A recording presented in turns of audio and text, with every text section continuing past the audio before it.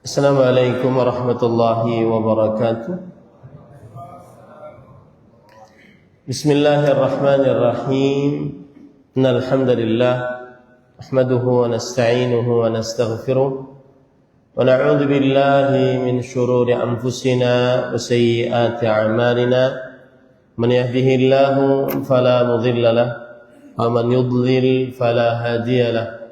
وأشهد أن لا إله إلا الله وحده لا شريك له وأشهد أن محمدا عبده ورسوله يا أيها الذين آمنوا اتقوا الله حق تقاته ولا تموتن إلا وأنتم مسلمون يا أيها الناس اتقوا ربكم الذي خلقكم من نفس واحدة وخلق منها زوجها وبث منهما رجالا كثيرا ونساء واتقوا الله الذي تساءلون به والأرحام إن الله كان عليكم رقيبا يا أيها الذين آمنوا اتقوا الله وقولوا قولا سديدا يصلح لكم أعمالكم ويغفر لكم ذنوبكم ومن يطع الله ورسوله فقد فاز فوزا عظيما أما بعد فإن أصدق الحديث كتاب الله وأحسن الهدي هدي محمد صلى الله عليه وعلى آله وسلم وشر الأمور محدثاتها وكل محدثة بدعة وكل بدعة ضلالة وكل ضلالة في النار.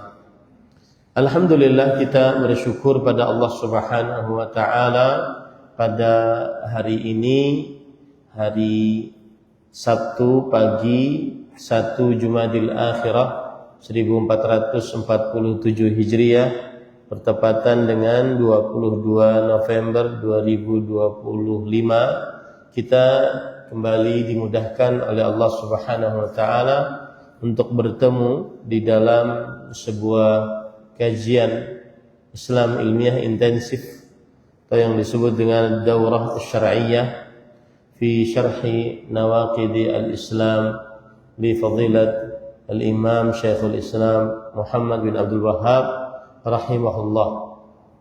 Kajian Islam intensif tentang syarah penjelasan pembatal-pembatal keislaman yang ditulis oleh Al-Imam Syekhul Islam Muhammad bin Abdul Wahhab rahimahullahu ta'ala.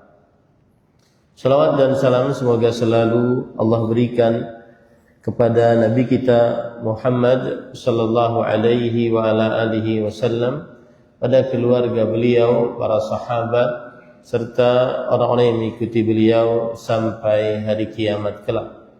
Dengan nama-nama Allah yang husna dan sifat-sifatnya yang ulia, kita berdoa, Allahumma inna nas'aluka ilman nafi'an wa rizqan tayyiban wa amalan mutaqabbala, Allahumma amin. Ini adalah sesi pertama insyaallah taala daurah syar'iyyah di dalam syarah matan Nawaqidh al-Islam, penjelasan matan pembatal-pembatal keislaman. InsyaAllah akan kita bahas dari jam 9.30 sekarang ini sampai nanti 10.15, kemudian kita break istirahat. Sebelum dibacakan tentang matannya, maka penulis dari matan ini, beliau bernama Al-Imam Syekhul Islam Muhammad bin Abdul Wahhab bin Sulaiman bin Ali At-Tamimi An-Najdi.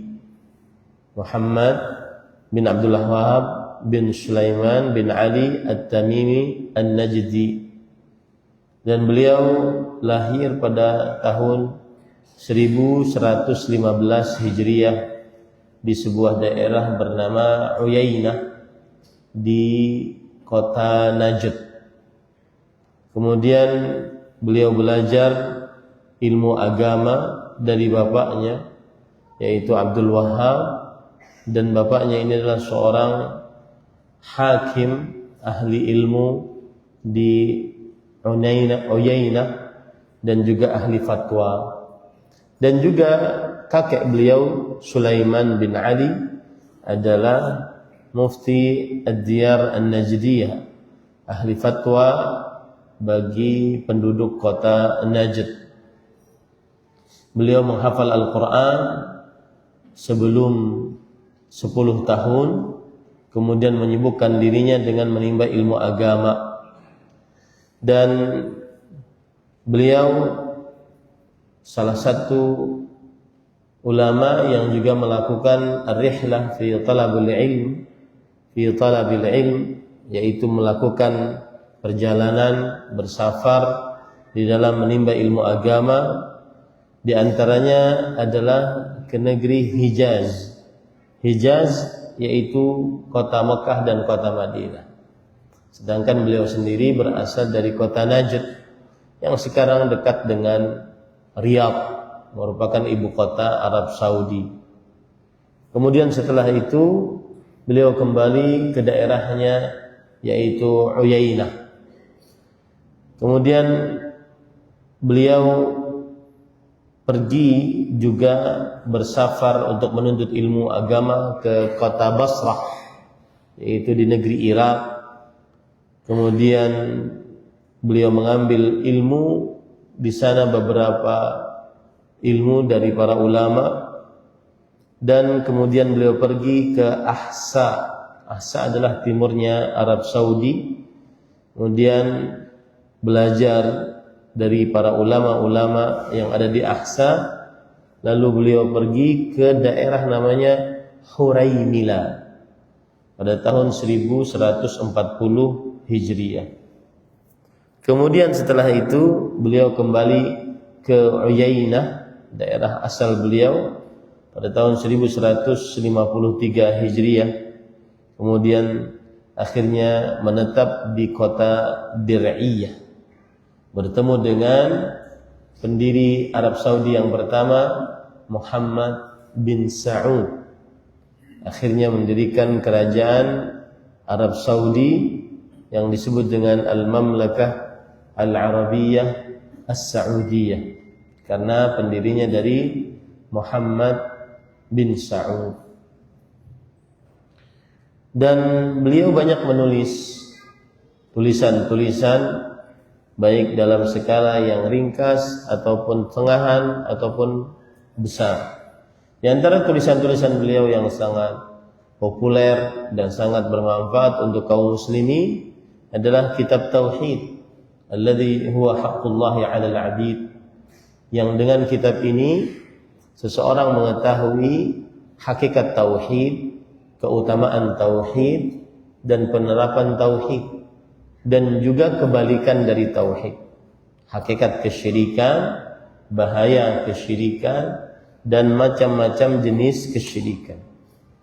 Dan sependek pengetahuan saya belum mengetahui ada kitab yang merinci perbuatan-perbuatan penyimpangan dari kesyirikan kecuali kitab Tauhid.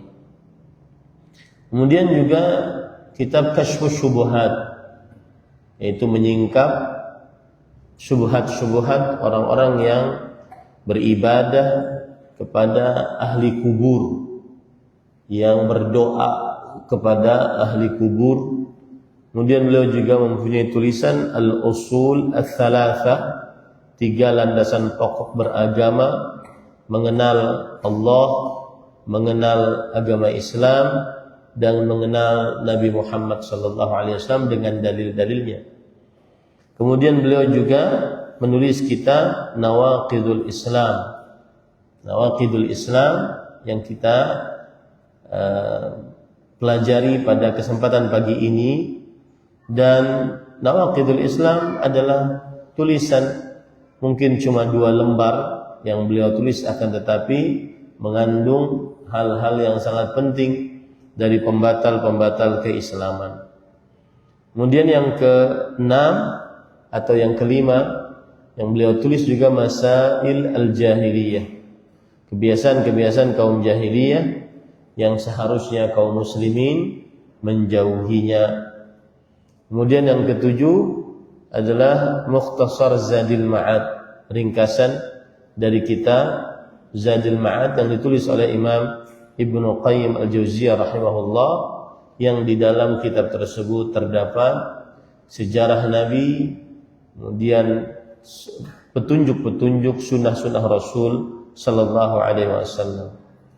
Al-Imam Syekhul Islam Ibnu Taimiyah Muhammad bin Abdul Wahhab rahimahullah wafat pada tahun 1206 Hijriah, dan umur beliau ketika wafat hampir 91 tahun, dan dakwah beliau terkenal dengan dakwah tauhid, memerangi kesyirikan, dakwah sunnah, memerangi perbuatan bid'ah, dan mengajak kepada kaum muslimin agar beragama berdasarkan Al-Quran dan sunnah yang dipahami oleh para salafus saleh. Itulah sedikit ringkasan dari biografi penulis yang menuliskan kitab ini ataupun matan ini. Kemudian sebelum kita mempelajari matan Nawaqidul Islam, namanya adalah Matnu Nawaqid al-Islam, dan an-nawaqid jamak dari naqid, dan dia adalah ismu fa'il, kata pelaku kerja dari naqadha yanqudu, yang artinya adalah afsada yufsidu, yang artinya merusak. Maka nawaqid Islam artinya adalah perusak Islam. Dan kata nawaqid ini dipakai dalam Al-Quran surat An-Nahl ayat 91, wala tanqudul aymana ba'da tawkidiha, dan janganlah kalian merusak sumpah-sumpah kalian setelah kalian menekankannya. Kemudian nawaqid al-Islam, al-Islam sendiri adalah, yaitu yang dimaksud di sini adalah al-istislamu lillahi bitauhid wal inqiyadu lahu bitta'ah wal bara'atu minasyirki wa ahli. Islam artinya adalah berserah diri kepada Allah dengan mengesahkan Allah dalam ibadah, kemudian tunduk dan patuh taat hanya kepada Allah, dan berlepas diri dari segala macam kesyirikan dan pelakunya. Apabila seseorang melakukan Islam seperti itu, maka dia adalah seorang Islam Muslim. Dan apabila dia melakukan pembatal-pembatal, maka berarti dia keluar dari Islam. Kemudian para ikhwan yang dirahmati oleh Allah Subhanahu wa taala, itu adalah permasalahan yang pertama, yaitu pengertian dari nawaqid al-Islam. Nawaqid yang saya katakan tadi pembatal keislaman. Berarti siapa yang keluar dari agama dengan mengerjakan pembatal-pembatal tersebut, dia keluar dari agama Islam. Siapa yang mengerjakan pembatal-pembatal tersebut, dia keluar dari agama Islam. Kemudian para ikhwan yang dirahmati oleh Allah Subhanahu wa taala,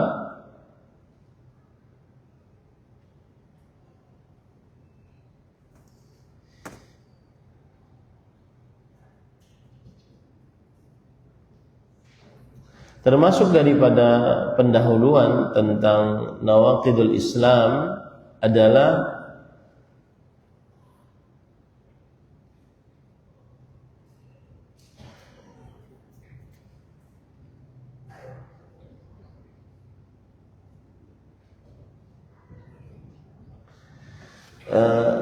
pembagian. Ini poin yang kedua, permasalahan yang kedua. Jadi setiap pertemuan nanti ada permasalahan-permasalahan. Permasalahan yang kedua, permasalahan pertama tadi pengertian nawaqidul Islam.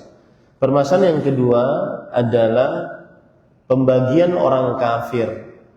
Di dalam agama Islam, orang kafir dibagi menjadi dua. orang kafir asli dan orang kafir yang murtad, yang asalnya muslim kemudian dia murtad keluar dari agama Islam. Orang yang kafir yang asli adalah yang dia berkembang di atas kekufuran dari mulai dilahirkan ke dunia ini, kemudian dia tumbuh berkembang, hidup berkembang di atas kekufuran. Sedangkan yang murtad adalah seorang yang asalnya Islam kemudian na'udzubillah keluar dari agama Islam dikarenakan mengerjakan salah satu dari pembatal keislaman. Dan orang yang kafir murtad lebih besar dosanya dan siksanya daripada kafir asli. Orang yang kafir murtad lebih besar dosanya dan siksanya daripada kafir asli. Orang kafir asli jika dia membayar upeti kepada kaum muslimin maka tidak dibunuh, dibiarkan hidup di tengah kaum muslimin. Akan tetapi orang kafir murtad jika tidak bertaubat maka dia dipenggal lehernya. Maka orang yang kafir murtad lebih besar siksanya dan dosanya. Kemudian juga para ikhwan yang dirahmati oleh Allah Subhanahu wa taala,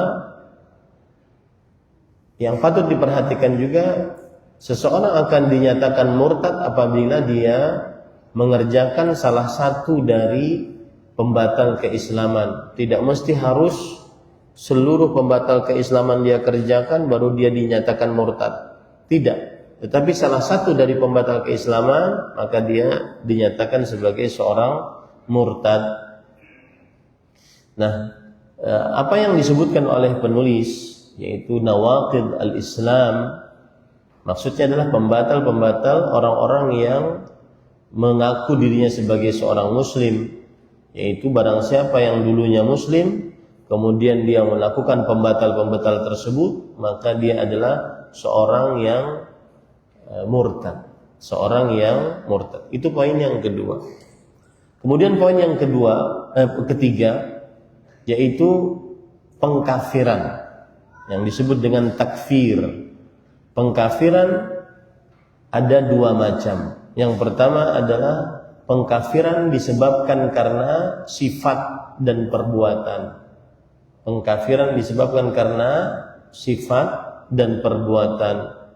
Barang siapa yang melakukan perbuatan yang bisa menyebabkan dia kafir, maka dia akan kafir.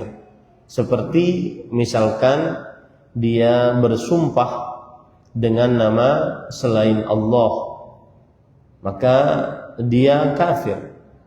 Kemudian siapa yang meninggalkan sholat sama sekali, tidak pernah sholat, maka dia kafir. Ini kafir dengan perbuatan. Siapa yang mengingkari malaikat, maka dia kafir dengan perbuatan. Siapa yang menyembelih hewan sembelihan untuk selain Allah, maka dia kafir dengan perbuatan. Siapa yang menyembah api, maka dia kafir dengan perbuatan. Siapa yang menyembah patung Buddha, maka dia kafir dengan perbuatan. Nah, ini yang pertama, kafir dengan perbuatan atau kafir dengan sifat. Kemudian yang kedua, kafir mengkafirkan seseorang secara person. Kalau saya katakan siapa yang menyembah patung kafir, orangnya siapa? Nggak ada. Itu namanya mengkafirkan dengan perbuatan. Siapa orangnya? Maka belum kita tentukan. Mengkafirkan dengan perbuatan, ini jenis yang pertama. Mengkafirkan dengan perbuatan atau dengan sifat. Yang kedua, mengkafirkan orang tertentu. Mengkafirkan orang tertentu. Ya, misalkan ini si fulan kafir, gitu ya. Ini mengkafirkan orang tertentu. Maka para ikhwan yang dirahmati oleh Allah Subhanahu wa taala, perhatikan bagaimana ahlu sunnah metodenya di dalam mengkafirkan. Yang pertama, ahlu sunnah wal jamaah mengkafirkan dengan perbuatan. Mengkafirkan dengan perbuatan atau sifat. Jadi misalkan begini, barang siapa yang berdoa kepada orang yang sudah mati, maka dia kafir musyrik. Barang siapa yang menginjak Al-Quran, menghina Allah, maka dia kafir. Barang siapa yang menghina Rasulullah, maka dia kafir. Ini namanya mengkafirkan dengan perbuatan, dan itu metode ahlu sunnah wal jamaah dalam mengkafirkan. Adapun mengkafirkan seseorang tertentu, si fulan kafir, maka ini tidak dilakukan kecuali dari penguasa, dari pemimpin atau yang mewakilinya seperti hakim. Itu pun setelah diadili, setelah iqamatul hujjah wa intifa'ul mawani', setelah ditegakkan hujjah dan dihilangkan penghalang-penghalangnya agar dia dihukumi sebagai seorang kafir. Nah, ini para ikhwan yang dirahmati oleh Allah. Jadi jangan bermudah-mudah untuk mengkafirkan. Ahlu sunnah wal jamaah mengkafirkan secara apa tadi? Perbuatan dan sifat. Tidak mengkafirkan secara perorangan bagi setiap orang. Ya. Yang boleh mengkafirkan secara perorangan siapa? Pemimpin. Ya, pemimpin. Dalam hal ini pemerintah. Kemudian juga para ulama. Adapun kita hanya bisa mengkafirkan secara perbuatan. Barang siapa yang meninggalkan sholat, maka dia kafir. Yang tidak sholat sama sekali. Barang siapa yang menginjak-injak Al-Quran, menghinakannya, maka dia kafir. Tetapi apakah si fulan yang menginjak ini langsung kita hukumi kafir? Apa? Tidak. Kita menghukumi dengan apa? Perbuatan. Adapun orangnya langsung, maka ini tidak dilakukan kecuali oleh pemimpin yang berwenang. Di antaranya pemerintah dan para ulama serta hakim. Itu pun setelah dilaksanakan iqamatul hujjah wa intifa'ul mawani'. Makanya di sini bantahan kepada orang-orang yang sering tidak sepakat dengan dakwah sunnah, dakwah tauhid, dakwah Syekh Muhammad bin Abdul Wahab yang menuduh kita suka mengkafirkan. Maka kita katakan tidak. Kita tidak suka mengkafirkan. Bahkan itu berat dalam urusan agama. Tidak boleh asal mengkafirkan. Kita hanya mengkafirkan secara apa tadi? Sifat dan perbuatan. Adapun orangnya tidak. Orangnya pihak yang berwenang yang menentukannya. Kemudian para ikhwan yang dirahmati oleh Allah Subhanahu wa taala, banyak sekali para ulama yang hanya mengkafirkan dengan perbuatan dan tidak mengkafirkan person seseorang tertentu. Karena berat mengkafirkan person seseorang tertentu berarti mengeluarkan orang dari agama Islam. Jadi sekali lagi yang belajar tentang pembatal keislaman ini jangan bermudah-mudah untuk mengkafirkan seseorang. Tetapi kita belajar untuk menjauhi perbuatan tersebut agar tidak termasuk orang yang kafir dengan perbuatan. Kemudian para ikhwan yang dirahmati oleh Allah Subhanahu wa taala, termasuk daripada syarat-syarat agar bisa dikafirkan di antaranya adalah berakal.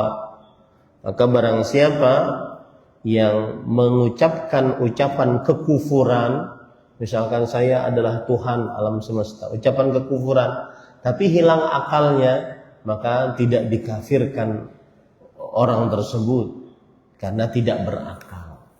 Kemudian yang kedua adalah dia tidak dipaksa dalam mengucapkan ucapan kekufuran tersebut. Maka kalau dipaksa, maka berarti ada penghalang untuk kita menghukumi orang tersebut menjadi kafir. Karena dipaksa orang tersebut, misalkan seperti Ammar bin Yasir radhiyallahu anhuma, beliau dipaksa untuk menghina Nabi Muhammad sallallahu alaihi wasallam. Maka beliau tidak kafir karena beliau dipaksa. Nah, ini syarat yang kedua. Syarat yang ketiga, saya beri contoh lebih tepatnya adalah yaitu seseorang melihat orang lain tidak sholat, kemudian orang yang melihat ini tidak mengatakan kamu kafir karena kamu tidak sholat, ya. Akan tetapi dia cukup mengatakan barang siapa yang meninggalkan sholat maka sungguh dia telah kafir. Tapi jangan dikatakan kamu kafir, itu bedanya. Ya, si fulan kafir, atau saya katakan barang siapa yang meninggalkan sholat maka dia kafir. Ini mengkafirkan dengan perbuatan, ini mengkafirkan dengan orang. Yang kita lakukan mengkafirkan dengan perbuatan dan sifat, bukan kepada orang tertentu. Ya. Nah,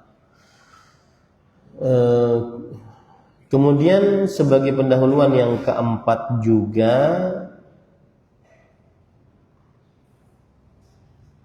apa syarat menghukumi atas seorang muslim tertentu sebagai kafir?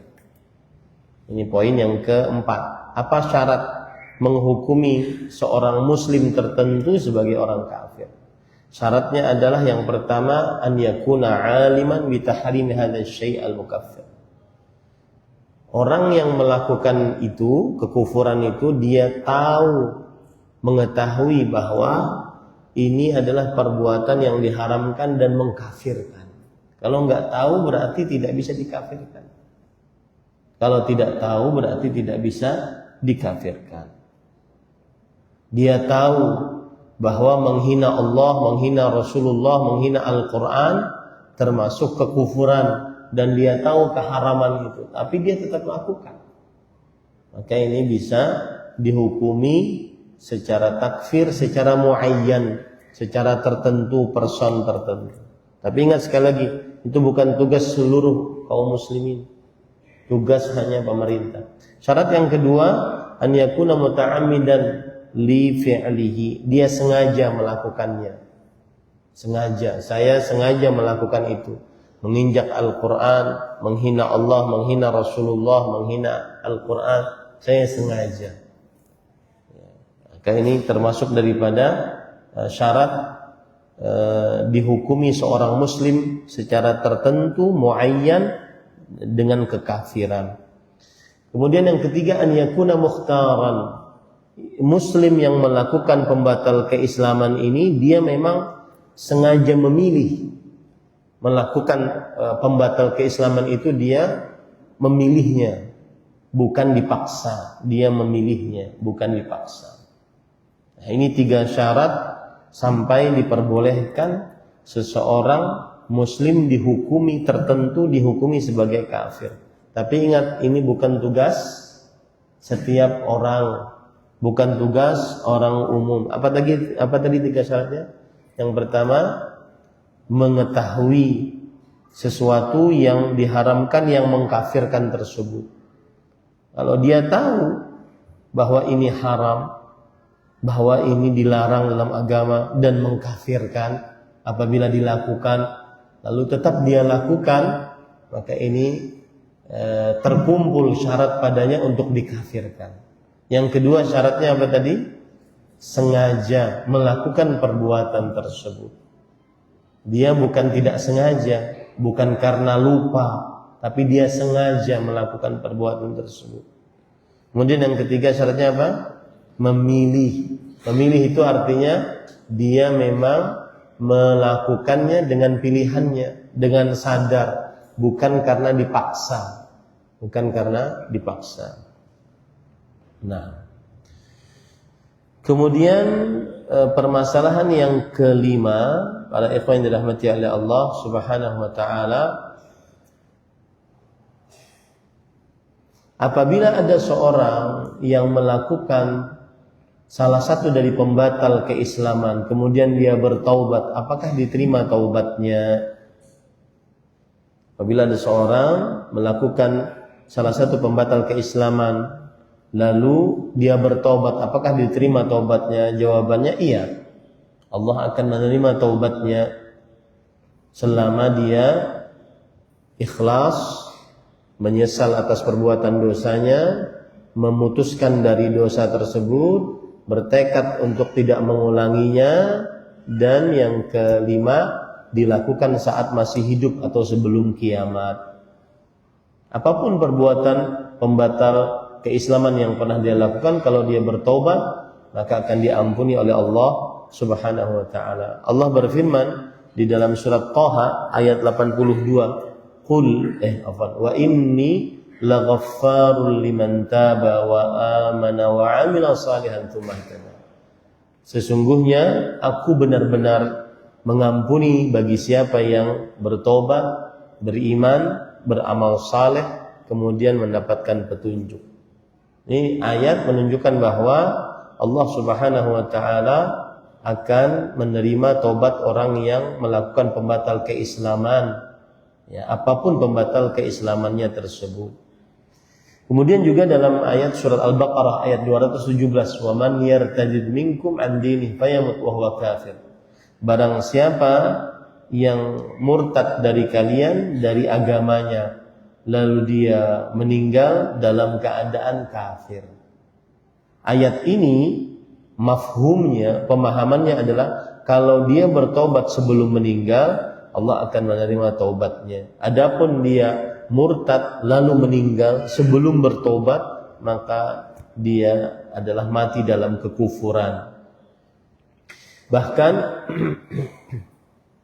ada orang, nah ini bahayanya ya, ada orang yang kadang-kadang dia kafir. Jadi gini, dia muslim, murtad, muslim lagi. Biasanya setelah murtad lagi, maka dia bertambah kekufurannya. Muslim, murtad. Kemudian muslim lagi, taubat. Kalau dia sampai di sini dan meninggal, alhamdulillah. Tapi kalau seandainya dia murtad lagi, biasanya bertambah kekufurannya. Murtad yang kedua berarti. Allah berfirman dalam surah Ali Imran menunjukkan akan hal itu. Ali Imran ayat 90. Innal ladzina kafaru ba'da imanihim tsumma izdadu kufran lan tuqbala taubatuhum. Sesungguhnya orang-orang yang kafir setelah keimanan mereka, kemudian bertambah kepada mereka kekufuran. Biasanya kalau sudah beriman, kufur, kalau tidak bertaubat, dia bertambah kekufurannya. Maka tidak akan diterima taubatnya, karena mati di atas kekufuran. Jadi intinya, permasalahan yang keberapa? Yang keberapa? Yang kelima. Yang kelima apa yang keenam? Yang kelima yaitu apabila orang sudah melakukan pembatal keislaman lalu bila bertobat, diterima atau tidak? Diterima oleh Allah Subhanahu wa taala.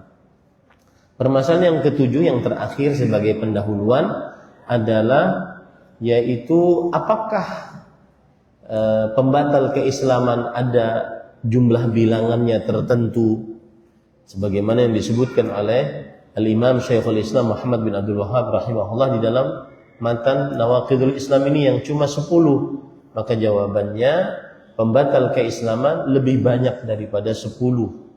Lalu apa sebab beliau menyebutkan cuma 10 saja?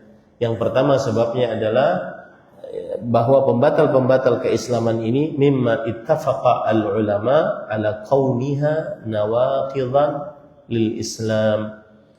Bahwa 10 ini disepakati oleh para ulama, dia adalah pembatal keislaman. Maka beliau menyebutkan hanya 10. 10 ini disepakati oleh para ulama tentang pembatal keislamannya. Maka beliau menyebutkan hanya 10. Sebab yang kedua adalah anna hadhihi an-nawaqid al-akthar wuqu'an bainan nas. Pembatal-pembatal keislaman yang 10 ini yang paling banyak terjadi di tengah manusia.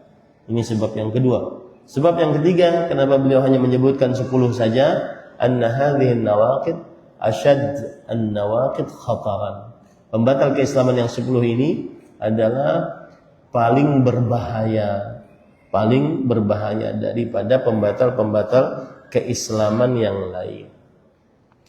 Taib. Termasuk dalam permasalahan yang ketujuh ini adalah bahwa mana yang lebih besar, kekufuran atau kesyirikan? Jawabannya adalah kekufuran lebih besar daripada kesyirikan. Kullu musyrikin kafir walaysa bil'aks walal aks. Setiap orang musyrik kafir. Jadi kalau Anda lihat begini, ini kemusyrikan, ini kekufuran. Setiap musyrik kufur. Tetapi tidak setiap kafir, setiap musyrik kufur. Tidak setiap kafir musyrik. Contoh, orang yang tidak percaya Tuhan, ateis atau agnostik, yang ragu-ragu ada Tuhan atau tidak. Dia tidak mensyirikkan Allah, dia tidak percaya Tuhan. Maka ini adalah dia kufur, tidak musyrik. Jadi jarumnya ke atas bukan ke bawah. Setiap musyrik adalah kufur. Ya, dan tidak setiap kufur adalah musyrik. Menginjak Al-Quran, menghina Al-Quran, kekufuran bukan kesyirikan. Itu bedanya antara kekufuran dengan kesyirikan. Baik. Sekarang kita masuk kepada pembatal keislaman dan matannya. Silahkan ke Ustaz Maulana Hafizahullah untuk membacanya. Alhamdulillah, wassalatu wassalamu ala Rasulillah wa ala alihi wa sahbihi wa sallam ajma'in. Allahumma salli ala Muhammad wa ala alihi wa sahbihi jami'an. Qala al-mu'allif rahimahullah ta'ala. Bismillahirrahmanirrahim. Anna nawaqidul Islam 10 nawaqid.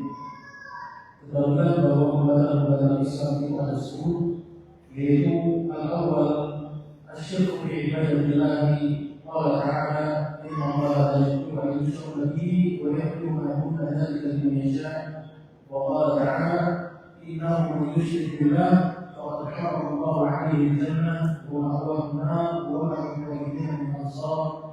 ومن التوحيد بيد الله فمن يكفر بالجن او بالمرض. Pertama, syirik dalam ibadah kepada Allah. Allah Ta'ala berfirman, sesungguhnya Allah tidak akan mengampuni dosa syirik, dan Dia mengampuni dosa selain itu bagi siapa yang dengan baik. Dan Allah Ta'ala berfirman, sesungguhnya siapa yang mempersekutukan Allah, maka sungguh Allah telah mengharapkan surga atasnya dan tempat baginya dalam neraka, dan tidak ada bagi orang-orang zalim seorang berhukum. Termasuk di dalamnya ialah menyembelih untuk selain Allah, seperti menyembelih untuk jin atau kuda. Nah, para ikhwan yang dirahmati oleh Allah Subhanahu wa taala, saya akan kirimkan, mungkin antum punya grup WhatsApp ya? Baik. Ada sudah ya? Semuanya sudah punya ya? Atau saya kirimkan yang ini aja biar lebih sama dengan saya. Sebentar ya.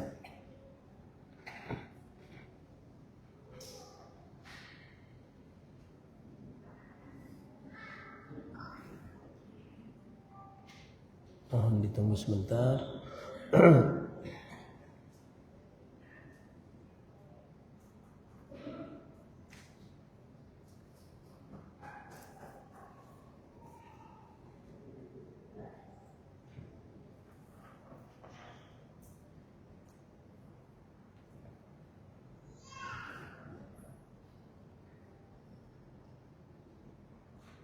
Nah, itu ada matan yang sudah saya kirim, mudah-mudahan bisa mengikuti dari situ biar sama dengan yang punya saya, karena kita akan sangat fokus dengan kata per kata yang ada pada poin tersebut. Sudah sampai? Nah, taib. Penulis mengatakan Bismillahirrahmanirrahim. Bismillahirrahmanirrahim. Para ikhwah yang dirahmati oleh Allah Subhanahu wa taala, Fadilat Syekh Al-Imam Muhammad bin Abdul Wahhab rahimahullah memulai matan Nawaqidul Islam dengan ucapan Bismillahirrahmanirrahim. Ini ada sebabnya. Yang pertama, ta'assiyan bi kitabillah, yaitu mengikuti Al-Qur'an yang dimulai dengan Bismillahirrahmanirrahim. Dan pendapat yang lebih kuat bahwa dengan kesepakatan para ulama, Bismillahirrahmanirrahim adalah salah satu penggalan ayat di dalam surat An-Naml. Salah satu penggalan ayat dalam surat An-Naml ayat 30. Ini kesepakatan para ulama. Adapun Bismillahirrahmanirrahim di setiap awal surat termasuk Al-Fatihah adalah ayat tersendiri dan bukan ayat pertama dari surat tersebut, termasuk Al-Fatihah. Ini pendapat yang lebih kuat. Saya ulangi, kenapa penulis memulai dengan Bismillahirrahmanirrahim? Karena mengikuti Al-Quran. Al-Quran diawali dengan Bismillahirrahmanirrahim. Dan Bismillahirrahmanirrahim adalah penggalan ayat dengan kesepakatan para ulama, penggalan ayat pada surat An-Naml ayat 30. Satu. Yang kedua, Bismillahirrahmanirrahim di dalam Al-Quran adalah ayat tersendiri di setiap awal surat. Ayat tersendiri di setiap awal surat kecuali surat At-Taubah. Sampai Bismillahirrahmanirrahim dalam Al-Fatihah bukan ayat pertama menurut pendapat yang lebih kuat. Dalilnya hadis riwayat Muslim. Rasul sallallahu alaihi wasallam dari hadis Abu Hurairah radhiyallahu anhu, Rasul sallallahu alaihi wasallam bersabda, "Idza qara'a 'abdi alhamdulillahi rabbil alamin." Jika hambaku di dalam salatnya membaca alhamdulillahi rabbil alamin. Ini menunjukkan bahwa ayat pertama surah Al-Fatihah adalah alhamdulillahi rabbil alamin. Nah, kemudian sebab yang kedua, karena mencontoh Nabi Muhammad sallallahu alaihi wasallam. Beliau di dalam surat-suratnya kepada pembesar-pembesar beliau menulis Bismillahirrahmanirrahim. Sebagaimana dalam hadis riwayat Bukhari, beliau menulis kepada surat kepada Heraklius, pembesar Romawi. Beliau mengatakan Bismillahirrahmanirrahim min Muhammadin abdillahi wa rasulih ila Hiraqal azimir Rum, salamun ala man ittaba'al huda. Ini Bismillahirrahmanirrahim dari Muhammad sallallahu alaihi wasallam, dari hamba dan rasulnya kepada Heraklius, pembesar Romawi. Semoga keselamatan atas siapa saja yang mengikuti petunjuk. Ini salah satu cara. Kalau di hadapan kita ada kaum muslimin, ada kaum kafirin, kita mengucapkan salamun ala man ittaba'al huda. Semoga keselamatan atas orang yang mengikuti petunjuk keislaman. Sebab yang ketiga, kenapa beliau memulai risalahnya, matannya dengan bismillah, yaitu bertabarruk, mengambil barakah dengan nama Allah. Di situ ada 3 nama Allah, Allah, Ar-Rahman, Ar-Rahim. Sebab yang keempat adalah mengikuti kebiasaan para salafus saleh. Kebiasaan para salaf as-saleh seperti yang dilakukan oleh Imam Bukhari rahimahullahu ta'ala. Di dalam kitab sahihnya beliau memulai dengan Bismillahirrahmanirrahim. Sebab yang kelima, ada riwayat, meskipun riwayatnya lemah, tetapi para ulama bersepakat mengerjakannya. Hadisnya yaitu berbunyi, riwayat Imam Ibnu Majah, kullu amrin dzibalin la yubda'u fihi bibismillahirrahmanirrahim fahuwa aqta'. Setiap perkara yang penting tidak dimulai dengan bismillah di dalamnya, maka dia terputus. Terputus maksudnya adalah terputus barakah. Hadis ini sanadnya lemah sekali, kata Imam Al-Albani rahimahullah, karena di dalam sanadnya ada Ibnu Imran. Dia lemah sekali, dan para ulama hadis mengatakan dia juga dicela dari madhabnya yaitu Syiah. Madhabnya yaitu Syiah. Nah, ini sebab-sebab seseorang menulis Bismillahirrahmanirrahim, dan sebab itu pula Syekh memulai risalahnya, tulisannya dengan Bismillahirrahmanirrahim. Adapun makna dari Bismillahirrahmanirrahim, maknanya adalah bahwa seseorang ketika membaca Bismillahirrahmanirrahim, maka seakan-akan dia ingin mengatakan bahwa abda'u fi'li hadza musta'inan billah, yang artinya saya memulai perbuatan ini dengan meminta pertolongan kepada Allah. Itulah tafsiran dari kalau orang mau minum mengucapkan bismillah, mau makan mengucapkan bismillah, masuk rumah mengucapkan bismillah, masuk masjid mengucapkan bismillah, dan seterusnya. Maka maksudnya adalah saya memulai perbuatan saya ini dengan memohon pertolongan kepada Allah Subhanahu wa taala. Paham ya? Saya memulai perbuatan saya ini dengan memohon pertolongan kepada Allah Subhanahu wa taala. Baik. Kemudian penulis mengatakan, ketahuilah bahwa termasuk pembatal keislaman terbesar ada 10, yaitu para ikhwah yang dirahmati oleh Allah Subhanahu wa taala, kebiasaan Syekh Al-Imam Muhammad bin Abdul Wahhab rahimahullah, beliau memulai tulisan-tulisannya dengan ketahuilah. Ini kata-kata i'lam, ketahuilah, beliau sebutkan agar menjadi perhatian bagi setiap muslim, agar menjadi perhatian bagi setiap muslim. Apa yang akan disampaikan ini penting berarti. Dan ini mencontoh dari Al-Quran, yaitu surat Muhammad ayat 19, i'lam annahu la ilaha illallah. Ketahuilah bahwa tidak ada ilah yang berhak diibadahi kecuali Allah Subhanahu wa taala. Jadi mengapa beliau memulai dengan kata ketahuilah? Agar mengajak, mengambil perhatian dari orang yang ingin membaca apa yang beliau tulis ini. Dan ini salah satu metodologi dalam mengajar. Rasulullah SAW kalau mengajar para sahabatnya berbaca metodologi yang beliau lakukan. Di antaranya beliau menyebutkan angka-angka, sab'atun yudhilluhumullah, 7 orang yang dinaungi oleh Allah, arba'un man kunna fihi wajada bihinna halawatul iman, 4 perkara siapa yang di dalam dirinya terdapat 4 perkara tersebut dia akan mendapatkan manisnya iman, thalathun, 3, 2 dan seterusnya. Itu iltizamul intibah, artinya mengambil perhatian, agar orang perhatian. Maka termasuk Syekh juga mengatakan seperti ini, yaitu ketahuilah bahwa termasuk pembatal keislaman terbesar ada 10. Para ikhwan yang dirahmati oleh Allah Subhanahu wa taala, permasalahan yang pertama, saya katakan tadi ini ada di setiap pembatal itu ada permasalahannya.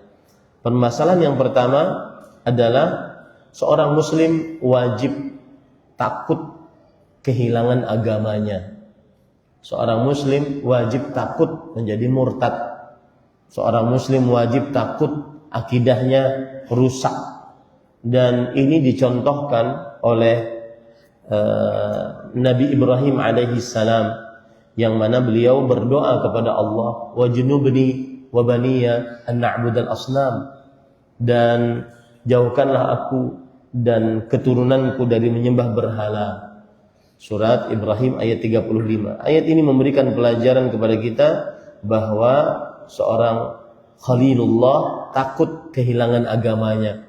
Maka permasalahan pertama dalam pembatal keislaman yang pertama ini adalah seorang wajib takut terhadap kehilangan agamanya. Oleh karenanya Rasulullah SAW, Nabi kita Muhammad SAW yang juga kekasih Allah, beliau sangat banyak berdoa, ya muqallibal qulub, tsabbit qalbi ala dinik. Jangan lupakan ini dalam sujud. Wahai yang membolak-balikan hati, tetapkan hatiku di atas agamamu. Aisyah radhiyallahu anha pernah bertanya, takhafu ala nafsik, wahai Rasulullah, engkau khawatir terhadap dirimu akan kehilangan agamamu sampai engkau berdoa demikian?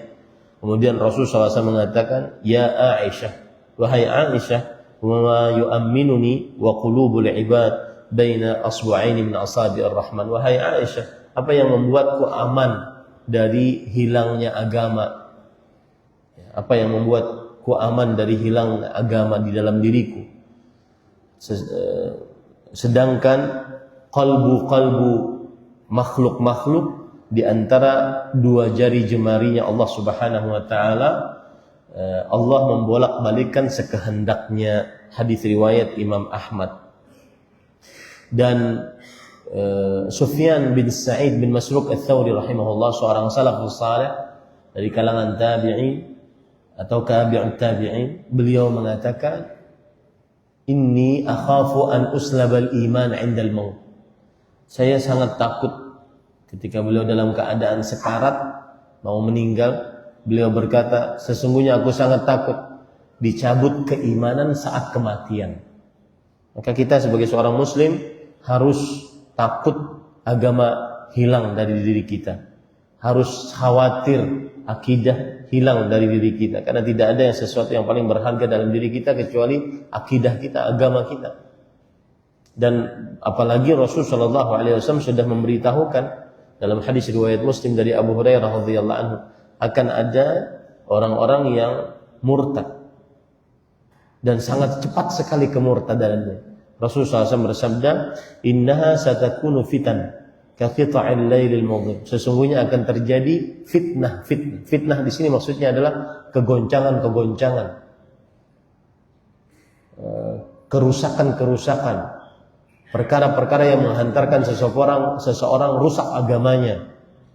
Yusbihur rajulu mu'minan wa yumsi kafiran. Kadang seseorang pagi hari beriman, sore hari sebelum malam sudah kafir. Wa yusbihu wa yumsi kafiran wa yumsi mu'minan wa yusbihu kafiran. Kadang seseorang di sore hari dia beriman dan di pagi hari sebelum siang dia sudah kafir. Yabi'u dinahu bi'aradin minad dunya, karena dia jual agamanya. Maka hati-hati. Ini permasalahan yang pertama. Kemudian permasalahan yang kedua, penulis mengatakan, silahkan cek di dalam bukunya, beliau berkata, pertama, syirik dalam beribadah kepada Allah Subhanahu wa ta'ala. Syirik dalam beribadah kepada Allah Subhanahu wa ta'ala. Permasalahan yang kedua, permasalahan kedua dari pembatal keislaman pertama ini adalah pengertian kesyirikan. Apa pengertian kesyirikan? Secara bahasa, asyirku diddul infirad. Syirik adalah kebalikan dari kesendirian. Syirik secara bahasa kebalikan dari kesendirian. Dalam bahasa yang lain juga, syirik secara bahasa adalah asy-syafa', jumlah yang ganda secara bahasa. Adapun secara istilah syariat, banyak pengertian para ulama. Saya lebih condong kepada pengertian yang disebutkan oleh Imam Ibnu Qayyim al-Jauziyah rahimahullah. Syirik adalah taswiyatu ghairillah billah fi syai'in min khasa'isillah. Menyamakan selain Allah dengan Allah dalam perkara yang khusus milik Allah. Menyamakan selain Allah siapa saja dan apa saja. Menyamakan selain Allah, baik manusia, baik jin, baik malaikat, baik hewan, baik benda mati. Menyamakan selain Allah dengan Allah. Ya, selain Allah disamakan dengan Allah, disamakan. Jadi kata kunci password dari kesyirikan adalah taswiyah, penyamaan. Setiap ada penyamaan berarti kesyirikan. Menyamakan selain Allah dengan Allah. Dalam perihal apa? Dalam perihal hal-hal yang khusus milik Allah Subhanahu wa taala. Hal-hal yang khusus milik Allah. Hal-hal yang khusus milik Allah itu ada 3. Ada papan tulis ini. Bisa dimajukan enggak? Saya minta. Oh, tapi nggak bisa, saya nggak bisa mobile ya. Ada ya. Baik. Nah, papan tulisnya dimajukan ke sini kali Pak. Mohon.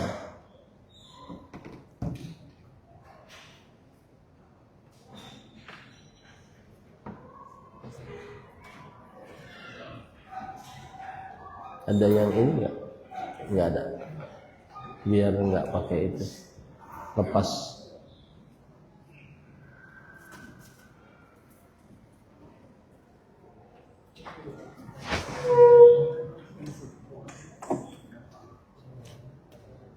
Ya, minta mic-nya. Pian, nggak apa-apa Pak. Saya lewat sini aja. Mic-nya mana?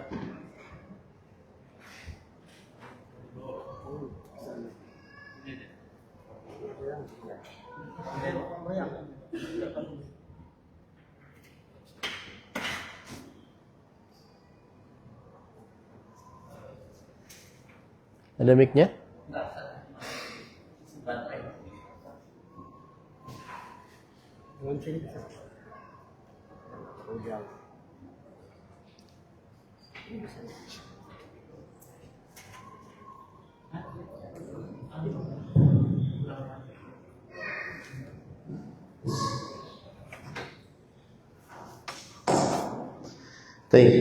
Perhatikan,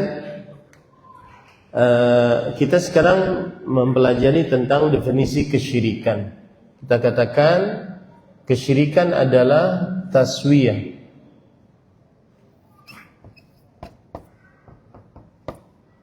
ghairillah. Ini permanen. Mas Rizky bingung, permanen. Saya sudah menduga permanen.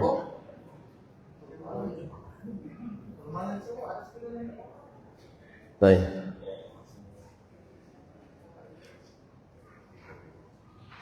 Jadi kita lanjut. Taswiyatu ghairillah billah fi syai'in min khasa'isillah.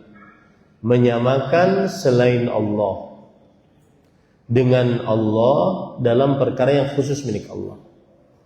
Yang poin penting di sini adalah menyamakan selain Allah.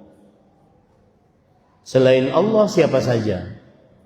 Mau malaikat yang paling mulia Jibril, mau manusia yang paling mulia Nabi Muhammad SAW, mau jin, mau benda mati, siapa saja.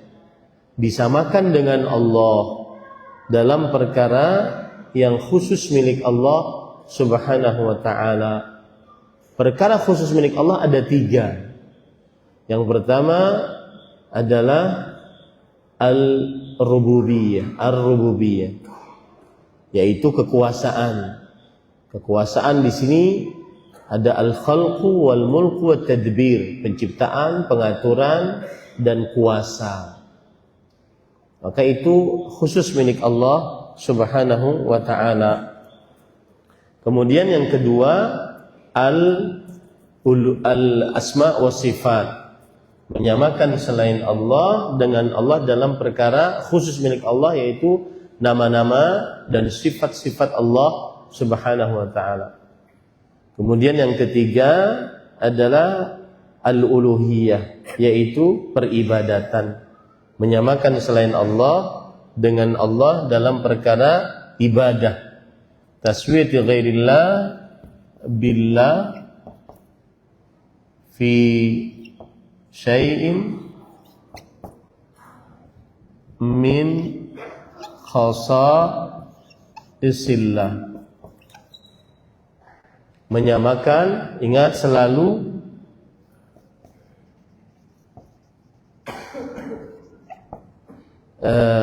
kata kunci dari kesyirikan adalah penyamaan. Selain Allah, yang sudah kita katakan tadi, selain Allah, apapun selain Allah, baik itu al-malaika atau al-insan atau al-jin atau al-jamadat. Jamadat artinya adalah sesuatu yang benda mati. Jamadat artinya adalah sesuatu benda mati, batuan, pepohonan, ya, atau apapun. Dengan Allah di dalam perkara yang khusus milik Allah, perkara khusus milik Allah. Apa perkara khusus milik Allah Subhanahu wa ta'ala? Ada 3 perkara khusus milik Allah. Yang pertama, ar-rububiyah, yaitu kekuasaan. Kemudian yang kedua, al-asma wa sifat, yaitu nama-nama dan sifat-sifat Allah Subhanahu wa ta'ala. Dan yang ketiga, yang khusus milik Allah adalah al-uluhiyah, yaitu ibadah dengan segala macam jenisnya. Rububiyah ada 3 macam, yaitu al-khalqu, penciptaan, kemudian al-mulku, kerajaan, kemudian at-tadbir, yaitu pengaturan. Nah, inilah kesyirikan, yaitu menyamakan selain Allah dengan Allah. Ingat, yang pertama kali disamakan selain Allah, bukan menyamakan Allah, enggak, menyamakan selain Allah dengan Allah di dalam sesuatu yang khusus milik Allah. Sesuatu milik Allah itu khusus milik Allah, rububiyah, asma wa sifat, uluhiyah. Rububiyah contohnya penciptaan, pengaturan, kekuasaan, hidup mati, rezeki, kesehatan, kesembuhan penyakit, dan seterusnya. Asma wa sifat, bahwa Allah Subhanahu wa ta'ala memiliki nama-nama dan sifat-sifat yang khusus miliknya, tidak boleh disamakan. Seperti misalkan orang-orang musyrik Quraisy mengambil nama-nama berhalanya dari nama-nama Allah. Seperti misalkan Al-Lata dari Al-Ilah, kemudian Al-Manat dari Al-Mannan, kemudian Al-Uzza dari Al-Aziz. Ini kesyirikan. Begitu juga orang-orang Nasrani yang menjadikan Nabi Isa sebagai putra Allah Subhanahu wa ta'ala. Ini berkaitan dengan nama-nama dan sifat-sifat Allah. Al-uluhiyah, segala macam jenis ibadah. Ibadah artinya adalah al-khudu' wa dhullu tam ma ghayatil mahabbah. Ketundukan dan kepatuhan yang sempurna disertai dengan rasa cinta. Itu adalah pengertian ibadah. Itu adalah pengertian ibadah. Ketundukan, kepatuhan yang sempurna disertai dengan rasa cinta yang paling tinggi. Maka itu ibadah tidak boleh diberikan kecuali hanya kepada Allah Subhanahu wa ta'ala. Dalil yang menunjukkan akan pengertian ini bukan sembarangan pengertian, ini berasal dari Al-Quran, yaitu Allah Subhanahu wa ta'ala berfirman, Tallah in kunna lafi dhalalin mubin idh nusawwikum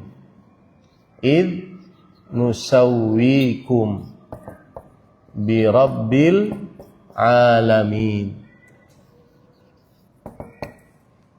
Ketika kami samakan. Nah, makanya saya katakan tadi, password dari kesyirikan adalah penyamaan. Itu yang kalian bisa membedakan nanti mana kesyirikan, mana bid'ah saja. Setiap kali ada penyamaan berarti itu kesyirikan, menyamakan selain Allah dengan Allah. Kalau tidak ada kesyirikan, saya beri contoh misalkan ya, Orang baca Quran di sisi kuburan, syirikan enggak? Hah? Tidak. Jangan ragu. Tidak, Ustaz. Kenapa? Karena tidak ada penyamaan. Orang baca Quran di sisi kuburan bukan kesyirikan, karena tidak ada penyamaan. Idz nusawwikum taswiyah. Ini diambil dari ayat Al-Quran. Idz nusawwikum birabbil alamin. Ketika kami menyamakan kalian dengan Rabbul Alamin. Nah, ini adalah permasalahan yang kedua dalam pembatal keislaman yang pertama. Baik. Ayatnya tadi adalah disebutkan oleh Allah dalam surat Asy-Syu'ara ayat 97-98. Ayat 97-98. Ya, surat apa tadi? Asy-Syu'ara. Itu adalah dalil tentang definisi kesyirikan, dan itu definisi yang paling komprehensif. Kalau antum ditanya apa itu kesyirikan, maka jawabannya ini. Taswiyatu ghairillah billah fi syai'in min khasa'isillah. Bahasa Indonesianya menyamakan selain Allah dengan Allah dalam perkara yang khusus milik Allah Subhanahu wa taala. Dalilnya surat Asy-Syu'ara ayat 97-98. Baik, permasalahan yang ketiga. Atau break dulu. Ketua nyuruh break, kita ikut saja, anggota ikut saja. Siap dipimpin dan memimpin. Baik. Mudah-mudahan bisa selesai. Saya berharap sih selesai, tapi melihat yang seperti ini susah untuk selesai. Saya takut punya hutang ke sini. Karena dulu saya ke sini tahun 2015, sekarang tahun 2025. Ya cukuplah per 10 tahun datangnya. Karena nggak ada undangan, jadi saya nggak berani mengajukan. Ayo dong undang saya ke Bontang, kan? Baik, padahal hampir setiap bulan saya ke Samarinda. Nah, yang jelas kita istirahat dulu 15 menit. Mudah-mudahan bisa break untuk beristirahat. Wallahu a'lam. Sallallahu Nabi Muhammad. Alhamdulillahi Rabbil alamin.